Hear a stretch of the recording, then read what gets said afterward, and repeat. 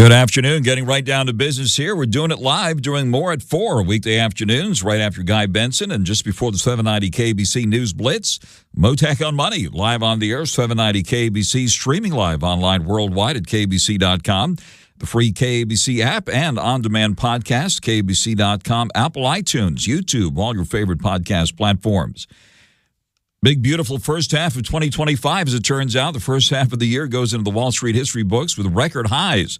The broadly based S&P 500 and NASDAQ pushed to record highs today on signs of progress in trade talks and a ceasefire, which continues to hold between Israel and Iran. It was a wild ride in the first 6 months of the year, one of the most volatile first halves of any in recent memory. Today, the Dow Jones Industrial Average popped 275 points to 44,075. The S&P 500 of 32, settling at 6205. And the NASDAQ Composite moved up nearly 100 points at 20,370. Both the S&P 500 and the NASDAQ stand at record highs. The yield in the 10-year note, which made people nervous this year when it got her up around 5%, right now back down to 4.23%. It was a big first half of the year for Bitcoin, which hit a record high in the last 6 months and holding up pretty well today, up around 107,000. Gold also popped to a record high recently, above 3,500. Right now we see gold at around 3,317. Platinum has seen a new shine this year, popping above 1,400 recently, right now just below that. The price of oil, which spiked after Israel knocked out Iran's nuclear program, and the U.S. also obliterated the remaining sites. Saw oil spike, but it's back down to below $65 a barrel here today. Looking ahead to this holiday shortened week, we got the 4th of July this week and the June jobs report. It'll be coming out on Thursday. Will be the big enchilada of monthly economic reports. That'll be coming out for the month of June. That's going to be something we'll be following very closely. And, of course, the Fed is too. And speaking of the Federal Reserve, looks like President Trump and the Fed chairman continue to lock horns. We will talk more about that coming up this hour, as well as an extended coverage tonight in the 6 o'clock hour on Winning with WINANS. Israel in advanced talks for a deal to end hostilities with Syria, according to a senior official talking to the Times of Israel. We're following that latest news as well. We'll talk about that later this hour, too, with Middle East expert RAVIV will be joining me live later this hour. We'll also get an update on legal challenges to measure ULA, the so-called mansion tax here in Los Angeles, was impacting not only high-end residential real estate, but also commercial real estate transactions in Los Angeles in a big way, adversely impacting those transactions. I'll talk about it, and I'll talk about that with prominent Los Angeles attorney Keith FROMM, will be joining me live later this hour. But first, on your money, the markets, the economy, the whole works now, wrapping up the first half of the year. Joining us live now, top-ranked money manager Ken WINANS. Top-ranked money manager at WINANS Investments at winansinvestments.com. Ken's also a market historian, the author of numerous books. His latest is Investment Atlas 3, and most importantly, he's host of Winning with WINANS, heard every Monday night at 6 p.m. right here on your favorite station, 790 KBC. Good afternoon to you, Ken WINANS. Frank, Mottek, I wish we had more time, which we will later tonight, but today was such a good day that even, are you ready for this? Even Apple was up. Can you imagine that, Frank? The dog of the Mag 7, even it had a good day.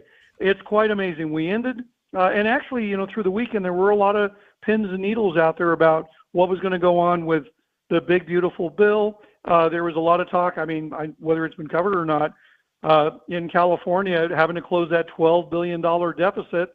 And lo and behold, a whole bunch of progressive causes were cut from the budget. So there's a lot of just amazing news that's happening all over the place. But what I would say is this. We have earnings coming up starting in 2 weeks, mainly the financials, and then also the big, I think the bellwether of the tech is going to be Netflix. It's posting on the 17th. And you're going to find, this has not been an easy year for the typical index investor, especially industry index investors, because I can find winners in every group, and I can find a lot of dogs in every group. And so it does seem to cancel itself out. But, you talked about what was going on with crypto. I think it's just astounding to watch a stock like Coinbase, which is up 40% on the year. It's up over 100% in the last 18 months. So clearly the move toward crypto with the deregulation that's coming after the big, beautiful bill, the way the rest of the financial stocks are acting, it's shocking to see the restaurants and the retailers The ones that are really, really well run, they're all doing well. So, I mean, you hate to call it a bull market, Frank, but it is definitely a baby bull. On the air live with top-ranked money manager Ken Winans. Exciting day to wrap up the first half of 2025 with the S&P 500 and the NASDAQ at record highs. And among the record highs here, people are feeling good in the hood. That is the ticker symbol for Robinhood markets. That stock hit a record high today, Ken, up nearly $11 at 93 and change. You mentioned Coinbase and, of course, the big crypto platform. But looks like Robinhood is getting into crypto in a bigger way, and that's boosting that name here. Absolutely. I mean, I think we're going to find all the financial stocks are going to really have some legs to their rallies as they all gravitate toward, crypto. It's funny, I had a meeting today with somebody who just is a steadfast, still thinks crypto's a Ponzi scheme. And I just simply told him, whether you like it or not, within the next 3 years, you will go to your bank or you will get a notice from your bank online asking if you want that recent deposit, any part of it, to go into a crypto savings account. I really believe that's coming. And so, we'll just have to see how it all plays out. But, Frank, it's just, you can really find the old good, bad, and ugly in this market. I mean, there's a lot of stocks that have clearly not participated at all. They did come off the lows. They had what we would call a dead cat bounce. But it is, as I said before, it has not been a clean shot. And even in crypto, you have to look no further than the difference between Ethereum and Bitcoin. I mean, Ethereum did have a nice bounce, but still very much nowhere near its old high. I would say this. I've been asked, a fair number of our audience have asked my opinion about inflation and the inflationary effects of these tariffs. And, I will just continue as somebody who just goes back to basics. One of the positives that's come out of the first half of this year is when I look at the 19 commodities that I track every day. And the simple fact of the matter is, I can tell you there's an awful lot of food-based commodities that are low, if not significantly lower than where they started the year. And I will maintain that I do not think you're going to get tariff-based inflation if you have commodities not going up. It just does not work that way. In the 1970s, agricultural commodities took off just on a tear. We do not have that happening now. Now, you mentioned what's going on with gold. Yes, gold, silver, platinum, copper, they're all having big runs. But I think there's some good news that we're just not seeing the inflation going down to the basic material level. That is a positive for the rest of this year. On the air live with top-ranked money manager Ken Winans. Gold has been under pressure recently. It took that hit last week, and right now hovering around 3,317 or so. And of course, tensions in the Middle East contributed to the big run-up in the price of gold recently, and inflation worries historically, as you've noted, also impact the price of gold. But platinum has been a real star this year, popping above 1,400. What do you see ahead for these precious metals? I think that the two are actually interconnected. You're going to find metal bugs are going to diversify into the various metals. I mean, you can make the same case for palladium. Palladium, everybody, starting 3 years ago, we're saying that palladium's DOA because we're no longer going to be driving around in combustion-based cars that need catalytic converters. Well, I mean, we now know that's simply not true. I think that metals are very interesting because some of the surpluses that had been stockpiled, even going back as far as COVID, they have whittled down. And I actually see that what's going on in copper right now to be very much a positive, especially if we're talking about so many of the western states in the U.S. are copper producers. That's going to help them a lot, and especially going to help with this reindustrialization that the Trump administration is talking about. So it's not a bad thing, Frank. The only other thing I get asked quite a bit about, we have to talk about it, the dollar. I have people absolutely petrified that the dollar is going to do what it did in the 1970s when it lost, literally, I think it was 36% of its value from what I remember studying. The dollar right now is down 9% from where it started the year. Back even at the beginning of the year, many people thought it was actually too high. Yes, it is at a multi-year lower level, but it's still well within the range that we've seen through a good part of this last decade, and I will maintain it's nowhere close to where it was in 2008 and 2009 in the middle of the housing crisis when we had to produce just a tremendous amount of debt in the TARP and TALF bailouts. So a lot of the cases that the other side of the aisle has been making about how inflationary and how devastating that the new tax, the big beautiful bill, is going to be to inflation and the dollar. Again, it's just not there yet. The proof is not in the pudding. What a wild ride for NVIDIA this year, cracked below 100 and now hitting record highs, close to 160 here. And you mentioned Apple, more than 4 today to 205 and change. Microsoft, which has been competing with NVIDIA for the top spot in the most valuable company, moving higher today again. Microsoft up nearly $1.50 at 497. What about these Mag 7 names for the second half of this year? You know, I will maintain what I've been saying for a while. This is a very different animal than last year or even the year before that. This is not a Magnificent Seven rally. And you're right, NVIDIA has had one heck of a bounce, but it did it with it coming at a terrible cost in volatility. I can show you a lot of stocks that are up more than NVIDIA this year that did not have that same situation with volatility. I think it's going to come down to earnings, Frank. I really do. Companies that post good numbers are going to find their rallies will be intact. Companies that miss their numbers for whatever reason, they can blame the tariffs, they can blame climate change, you name it, whatever you want to blame, they will be punished. So I do not think the bad news is I don't think volatility is going to leave this market. But again, if you have a good portfolio, and I think that if the stocks you're in here weathered the first quarter and certainly got through this quarter intact, meaning they weren't as down as much in the first quarter, they kept pace with the market through here. I have a tough time believing that there's going to be too many of those leaders that are going to get smacked. But I would just simply say this. You talk about the Magnificent Seven. Look, no theme works all the time.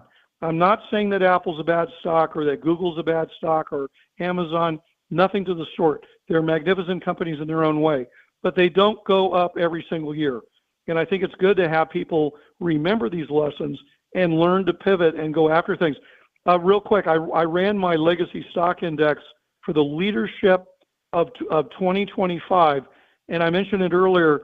What comes up on my list as far as the old companies go are retail, restaurants, and believe it or not, utilities, especially utilities that are moving in the nuclear direction. I think that leadership is intact. On the Air Live with top-ranked money manager Ken Winans. Early fireworks on Wall Street this week. We're heading into the 4th of July holiday weekend. A lot of places will be packing it in early on Thursday, but looks like we'll be getting the jobs report on Thursday, which the Fed, of course, pays attention to. Any surprises expected as we expect that big enchilada of monthly readings by the end of this week? You know, I've got the feeling, especially with everyday investors, they've become rather tone deaf to the month-to-month reports. I think the drama in Washington, whether it's with, President Trump and Jay Powell, President Trump and the Democrats, other countries around the world, getting upset with us. I mean, look at what was going on over the weekend with this digital tax thing with Canada. Canada repealed it immediately. I think that we've gotten used to the zigs and the zags. So I don't think unless it is just the core components of it are just an absolute train wreck, I really don't expect much to go on there. The eyes are really looking forward to earnings season in the next couple of weeks. And I think that with that also being said, everybody is pretty much now assuming that the Fed is not going to do anything meaningful with interest rates, not at least until the fall. And even then, who knows how it plays out. But we've gotten used to just stable, static, things don't change, stay with what's working. One other quick thing that is coming up, I'm getting more and more talk about the situation with real estate. It's amazing how the markets can be so different. I know we'll talk about it later tonight. But I'm still would bring up the home builders are doing terrible this year versus the commercial REITs. I think the market is telling you where real estate money is going right now, and it's certainly flowing back into the REITs. On the Air Live with money manager Ken Winans. And Ken, we got a vote-orama going on there. The Senate kicking this off. That big, beautiful bill is being hashed out there. Based on what you've seen so far, are you placing any bets based on once this dust finally settles? This is one of the big uncertainties, of course, that we've seen in the first 6 months of this year, how this big, beautiful bill is coming together, still coming together. Any thoughts about this bill and perhaps some opportunities coming out of it? Well, the biggest thing is it always goes back to the same stuff. It's Medicaid and it's the SALT cuts. And I know that, again, we can talk about how different states can view that depending on where you live. But it's always about sausage making, Frank. It's a term I keep hearing all the time from legislators. And I think that, there will be some last minute dramatic with this. I think at the end of the day, even if they have to go back, let's say it doesn't quite get through, but they have to go back and do some modification. From what I heard, I was just literally watching Fox earlier before I came on here, and they were talking about when they passed the 2017 tax bill, they said there were something like 60 or 70 revisions that had to be gone through. They said that in this case, they're only talking about 15 things. So I have to believe that these people, knowing what's on the line and how that they will lose favor with the administration, I think they'll get it done. The bigger issue with me is obviously going to be the House. If the House can, keep things together. But I think it's going to, at the end of the day, the market's telling you it's going to go through. All right, let me ask you the big question here now. Ken Winans, any specific places where you are putting money now and or taking it off the table? Well, it's funny. I went back and I looked at my list, and I probably have talked about this a couple of times already. I'm really blown away that there are some names of companies that I just never really paid any attention to before. You were talking about Robinhood. Go take a look at Trade Web Markets, symbol TW. It's another one of these plays. Again, it's one of those quiet companies that very few people have even heard of. It's up 61% in the last 18 months, 12% for the year. But I think it has room to grow compared to some of those other fintech names that we read about.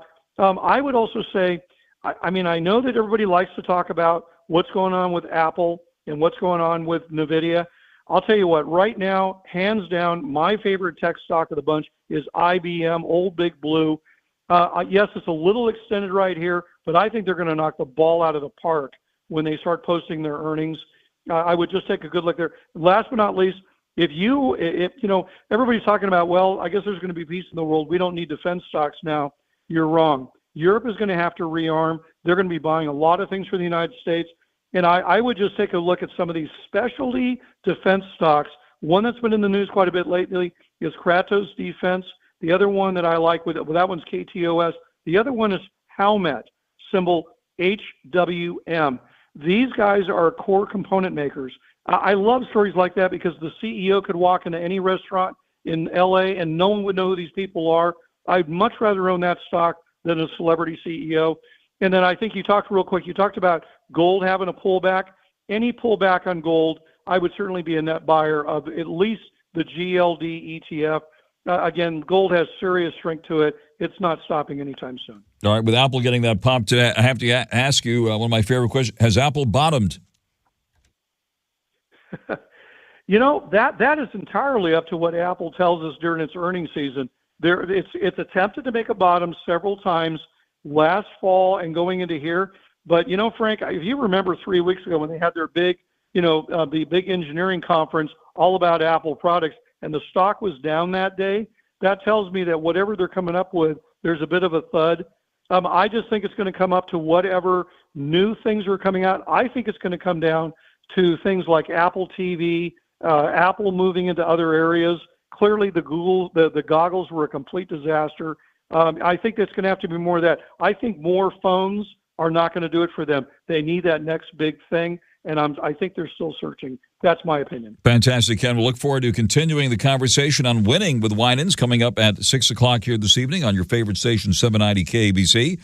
Ken Winans, top-ranked money manager, WinandsInvestments.com, also market historian, author of numerous books. His latest, Investment Atlas 3, also Forbes magazine contributor, has his crypto credentials, too. We invite you to stay tuned at 6 o'clock this evening for Winning with Winans, heard every Monday night right here on 790 KABC. Ken, thank you very much for coming to the line.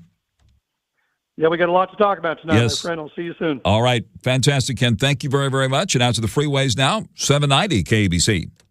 Mottek On Money continues here in 790 KABC, winning day on Wall Street to wrap up the first half of 2025. Can you believe it? The first half of the year are now in the Wall Street history books, and we're at record highs for the S&P 500, which closed up 32 points today at 6205. The NASDAQ gained 96 at 20,370.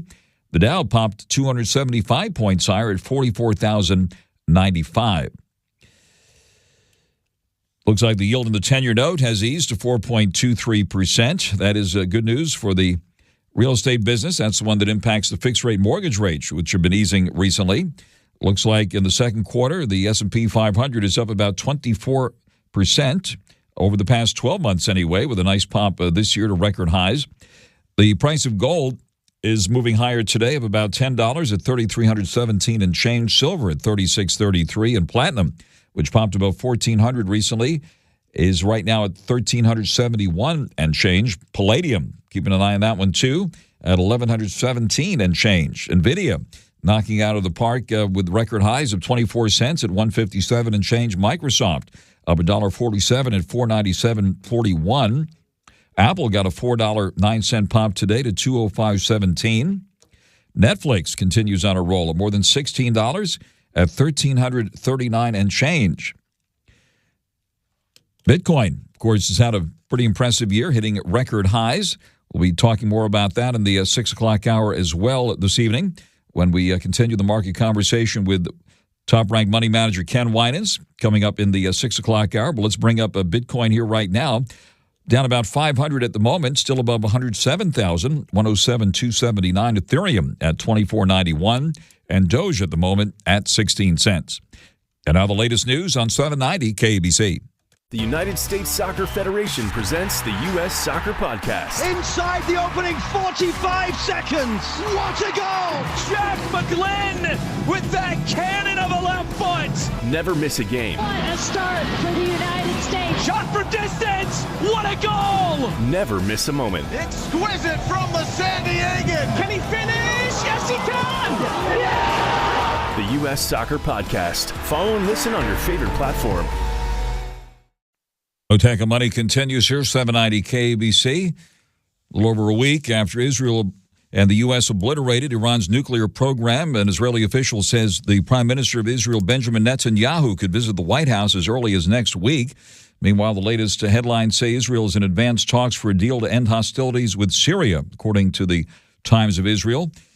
The price of oil, meanwhile, had that spike following the attacks on Iran to wipe out their nuclear program, but oil has come back below $65 a barrel here at last check. Joining us live now to discuss the latest developments is Middle East expert Dan RAVIV, former network news correspondent, author of books about the Israeli intelligence service, including his latest, Spies Against Armageddon, Inside Israel's Secret Wars.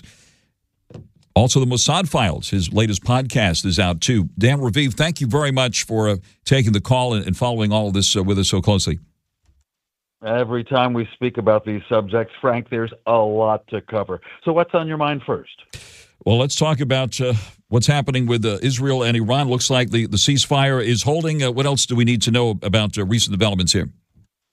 Yeah, it does. It seems that both Israel and Iran have concluded that there's no point in continuing to attack each other, right? The Israelis, of course, carried out pinpoint strikes against nuclear facilities in Iran, also killed nuclear scientists and some leaders of the Islamic Revolutionary Guard Corps. And frankly, I know that the Israeli military and the Mossad, the spy agency, are very pleased by that. Now, the Iranians claim that they weren't hit that hard and that they damaged Israel very badly. Now, the fact is, just over 30 Israeli civilians were killed by the long-range missiles that came in from Iran. There was damage. Israel actually put a number on it today. It's going to cost about $1.5 billion to repair the buildings, including a lot of housing. But at this point, President Trump arranged the ceasefire, and I get the feeling everyone on all sides is wondering what's next. If it's not more violence erupting, what's the chance of some peace feelers, maybe Saudi Arabia finally recognizing Israel? Israel and Syria might move toward peace. And as you said, Netanyahu, the prime minister, he's expected at the White House next week. So I think we're going to see more developments, but I don't think it will be any more war, at least for a while, Frank. On the air live with Middle East expert Dan RAVIV, and so appreciate you joining us here. Dan, based on your great sources, has in fact the Iran nuclear program been obliterated? Well, the Israelis are confident that their airstrikes were pinpoint, and even the Israeli satellite photos, because yes, Israel, a country of just 10 million people, has half a dozen satellites going around the earth and taking pictures, and they think the results of the airstrikes were very good from Israel's point of view. And then you add what the Americans did, dropping, of course, the biggest bunker buster bombs ever, 14 of them on nuclear sites in Iran. So the Israelis feel satisfied, but they haven't been able to examine it on the ground. And so they agree. The Israeli intelligence agrees with what the Trump administration is saying, that there was a heck of a lot of damage, and it would take Iran years to get back to where they were. There certainly are other reports that say that maybe Iran is hiding its highly enriched uranium and could get back to its nuclear program in just a few months. Most Israelis are confident that they really did deal Iran's nuclear program a very serious blow. What's next for Iran? We see the Shah's son speaking out on social media and hoping for a regime change there. What do you see ahead on that front? Well, as you know, Frank, in your area in Los Angeles, there are so many Iranian exiles and their children and grandchildren, the Iranian Americans, and they're very involved and very concerned, of course. And some of them are supporters of the late Shah's son, Prince Reza Pahlavi. But I keep hearing from Iranians abroad that he's not the winner, that being connected with the Shah is not the way to go. They're looking at the business community outside Iran. They're looking at people who are in favor of democracy. On the other hand, there's not really any strong sign within Iran that the Ayatollah's regime is falling apart. After the ceasefire, that regime arrested hundreds of people and executed dozens of people, often claiming they were spies for Israel, right? Who knows if that's true? But more than anything, I think we found a dictatorial regime trying to tell its people, we're still in command. So I don't expect a coup d'etat inside Iran. On the other hand, obviously, the Iranian regime has been humiliated, having been hit so hard by Israel and the U.S. Turning now to another front, the war between Israel and Hamas terrorists continues following the terror attack on Israel on October 7, 2023. What's the outlook there? Yeah, thanks for asking, because just a couple of days ago there were indications, specifically from the White House, of progress between Israel and Hamas being mediated by the countries of Egypt and Qatar. But the word today is no concessions, no changes. Hamas does not want to agree to give up all its weapons, and its leaders would have to leave Gaza and they'd never be in control again. The Israelis are being stubborn about that, saying, considering what happened on October 7th, 2023, the Israelis want a total victory. And so the Israelis continue to shell and bomb targets in Gaza. The Arab news sources say dozens of civilians have been killed. The Israelis say they were able to hit terrorists. So I'm sorry to say that situation continues, and meantime there's still 50 hostages being held by Hamas, about 20 of them alive, and their families are just at their wits' end. They don't see any progress, Frank. One dramatic development after another this year, and certainly it was impressive to see Israel's air defenses knock out those Iranian missiles and Hezbollah and Hamas missiles and rockets and so forth. Remember, we were on the air years ago during the Iraq war when the first Persian Gulf War, and when Iraq attacked Israel with those Scud missiles and all that, and we had the Patriot missiles there in Israel supplied by the U.S. And give us your thoughts about how things have advanced as far as the air defense of Israel nowadays. Right, your memory is perfect as to what happened in 1991. And since then, because after all, 34 years have passed, Israel's very good at technology. They developed the famous Iron Dome to shoot down a lot of the incoming missiles and rockets. But in addition, working with the United States, Israel developed the Arrow 2, the Arrow 3, the Arrow 4. They continue to improve them, and some of those anti-missile missiles rise up out of our atmosphere. I know you're a longtime space reporter, Frank, and so literally it's out in space where those interceptions are taking place. So the Israelis are very good at it, but of course, somewhere between 5% and 10% of the ballistic missiles from Iran did get through. The warheads generally were a ton of explosives. So even if one missile hit an Israeli neighborhood, there was some terrible damage. Luckily, most Israelis were in their bomb shelters. As I say, the death toll in Israel, just over 30. And a lot of Israelis say it could have been a lot worse. But we are in an age now of missile wars and drones. The Israelis were very good at shooting down the drones, by the way. Terrific. Dan RAVIV, thank you very much for that thorough assessment. As always here, it's always great to have you with us, and we'll keep an open line to you as we follow ongoing developments. Dan RAVIV, Middle East expert, former network news correspondent, author of numerous books about the Israeli intelligence service, his latest Spies Against Armageddon, also a terrific podcast that he has, the Mossad Files. Check it out. Also on X, formerly known as Twitter, at Dan RAVIV. Dan, thank you very much for taking the call here this afternoon. My pleasure, Frank. Take care. Thank you very much. And out to the freeways now on 790 KABC. I am Michael Rosenbaum. I am Tom Welling. Welcome to Talkville, where it's fun to talk about Smallville. We're going to be talking to sometimes guest stars. Are you liking the direction Lois is going in? Yeah, because I'm getting more screen time. It's good. But mostly it's just me and Tom remembering. I think we all feel like there was a scene missing here. You got me, Tom. Let's revisit it. Let's look at it. See what we remember. See what we remember. I had never been around anything like that before. I mean, it was so fun. Talkville. Talkville. I just had a flashback. Follow and listen on your favorite platform. Let's get into it. Mottek On Money continues here, 790 KABC. One report after another recently on the adverse impact of LA's Measure ULA on residential and commercial real estate in the city. The pace of new apartment development in LA, for example, has fallen sharply since LA's mansion tax, so-called, took effect in 2023, raising new concerns about the unintended consequences on real estate, while also not living up to that measure's promises to help the homeless. This at a time when the city faces a $1 billion budget shortfall. Let's get an update now on the legal challenges to Measure ULA, the so-called mansion tax, which is impacting not only high-end residential real estate, but also commercial real estate here in the city. Joining us live now is prominent Los Angeles attorney Keith Fromm. Mr. Fromm, thank you very much for taking the call here. And take it from the top and tell us about the legal challenges that are happening against this measure. Well, thank you, Frank, for having me on your show. Currently, what we're at right now is we're in the State Court of Appeal in the 2nd District, Division 4, still challenging the constitutionality and the validity of the ULA.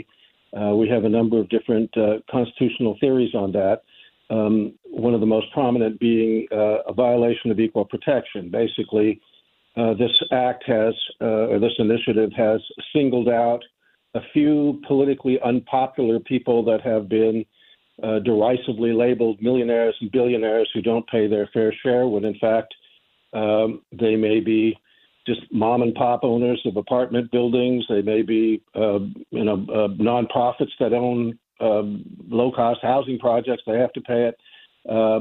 It applies to everybody that owns property that's worth more than $5 million. It's not simply a mansion tax as it was sold to the public to be. So essentially what it's doing is taking money from people that are not favored and delivering it to the proponents of the initiative, mainly labor unions and so-called nonprofits, who are the heavily favored people politically. And it's basically just a money grab. On the Air Live with prominent Los Angeles attorney Keith Fromm, and the Los Angeles County Taxpayers Association also giving this a lot of attention too, right? I know you were at a big gathering recently that the association had put together where you gave a very compelling presentation. Tell us about what taxpayers need to know about this. Well, thank you for the kind words, Frank. Basically, what the taxpayers need to know is that this ULA is essentially a fraudulent initiative. It promised to raise up to $1.1 billion per year in monies that were going to be used to provide low-cost housing to eliminate homelessness. In fact, it's raised only a fraction of that amount, about 26%. And on top of that, we have just recently discovered that most of these monies, the vast majority of the monies, can't even be used to construct affordable housing because the provisions of the ULA are so self-serving in favor of the unions and in favor of the proponents of it that they violate Freddie Mac and Fannie Mae standards. And so conventional financing to acquire these buildings or to build them is essentially not available to any project that's sponsored by the ULA. So as a result, almost nothing has been built using the ULA funds, and essentially nothing will ever be built using the ULA funds because the wording of it it conflicts with the requirements of conventional financing.